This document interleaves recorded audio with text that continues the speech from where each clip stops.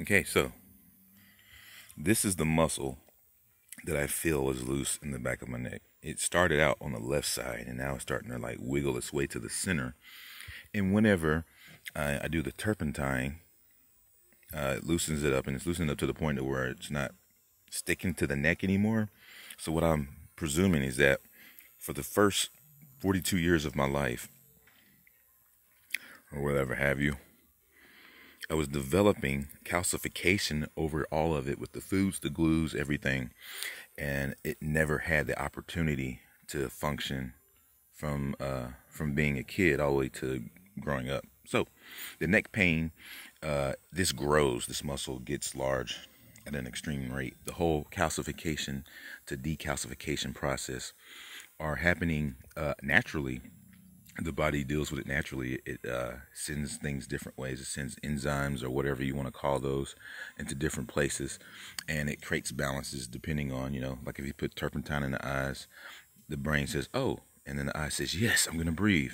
And then they immediately start sending moisture out. So you start crying out all of the poison, and then your eyes start breathing, and they're just like, yes. And they're more conscious too. So that's another reason why they don't want you to put turpentine in your eyes. It makes sense. Makes sense to me. They're also saying now, don't masturbate with turpentine.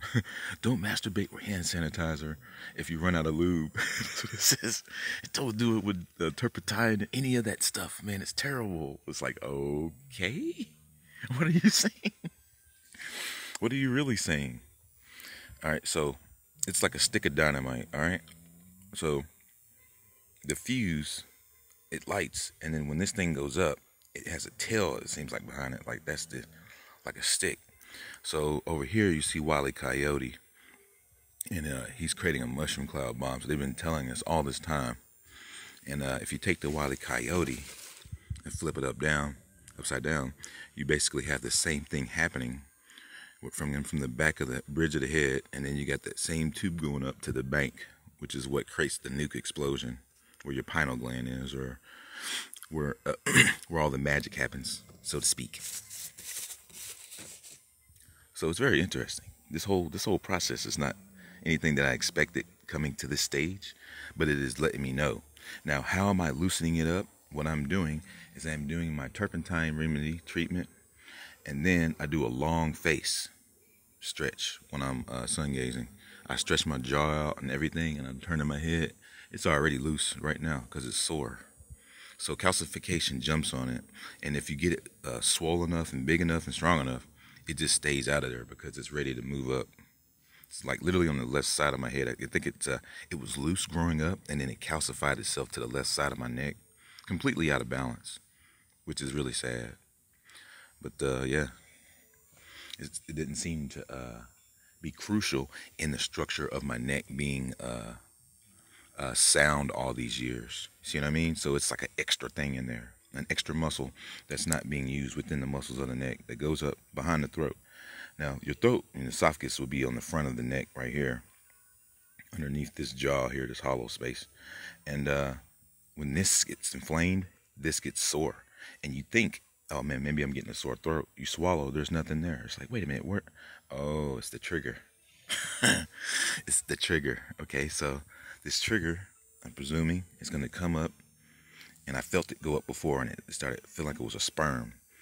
And when that happened, it shocked me. So I was like, wait a minute, it went up. What does that mean? What is it going to happen? So I was trying to get it to do it again, and I couldn't do it, and I couldn't figure out that that's what I needed to do, to stretch it out, do the long face, break up the calcification in that area once again, and then it gets loose and shoots upward. It literally shoots up. What the fuck? Like this thing over here, it just comes up and it's like, what did he, what? So yeah, that's what I'm going through now, and I'm pretty certain that that's something, that's a thing, and I'm pretty sure he's sure too, because when this started happening, it felt like it was being ripped apart from heavy calcification that has been there for, it was like, so I knew it was calcification, I knew it was that, and it was literally glued together. So that is and I wouldn't have done that if it wasn't for all that turpentine. I'm not gonna lie, dude. I'm not gonna lie. If it wasn't for that turpentine, I could literally feel it, because when you put it in, it literally scans the whole eye, and you feel it go all the way into the optic nerve. And when that happens, all of this in here turns into mush, and all of this turns into mush, and it just comes out, and then this thing gets loose.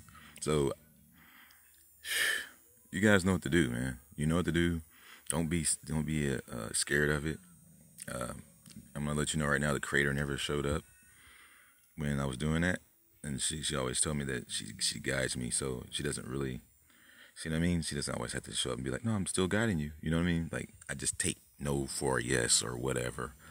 Sometimes, depending on the situation. Sometimes it's a real serious situation, and you don't want to act on it unless she shows up for real. See what I mean? But this is turpentine drops. Nah, nobody was. Mr. Cheeks liked it. He thinks it's a great idea. So I'm just like, I'm not gonna fucking stop doing that. But yeah, there you have it. That's what happened, and that's what I'm pretty sure is coming. It's probably a TNT, because this whole thing is so paper thin up there. I'm just wondering, like, whenever I bring it up, before this was loose, I bring it up and it swells into like a balloon, it seems. And I'm pushing against it and I'm pushing against it, but it never really seemed to rip until this thing got loose. And then it really just started in the back of my head, like rip, like the back of the pineal gland casing ripped open up here somewhere. And I was like, perfect, this is great. You know, the turpentine is wonderful. The turpentine is wonderful, man. So, yeah, it wears it down. And what pours out during the christening stage, now let me just tell you this real quick. The christening stage, what pours out is the years and years, the 20 years, the 30 years, 18, 16 years of calcification that you've been building up in your eyeballs. That's literally what comes out. So now that I've gotten rid of that, all I have is the glue that I get on the surface from like a day or two of, you know, just like chilling or whatever, waiting on the sun to come back out. Should be out Friday. And Friday will mark the day of just kind of relaxing for 2 days, giving my eyes a break from the turpentine. And then I'll come back again. You know what I'm saying? Hit it again. Aim in the wind. And see, that's the thing, is I do my own work. And I don't know if she's got something prepared. It makes me think that there's something else. And I'm doing a lot, you know. I'm working hard for it. And she just seems just not be too worried about this process here. So it always gives me the thought that there's something there that she's just going to hand to me, and I'm just going to be like, oh. But all this work isn't in vain, because it's not an easy come, easy go situation. I'm working hard for it, you know. I'll appreciate it. And you know, we don't squander it. You know what I'm saying? Easy come, easy go.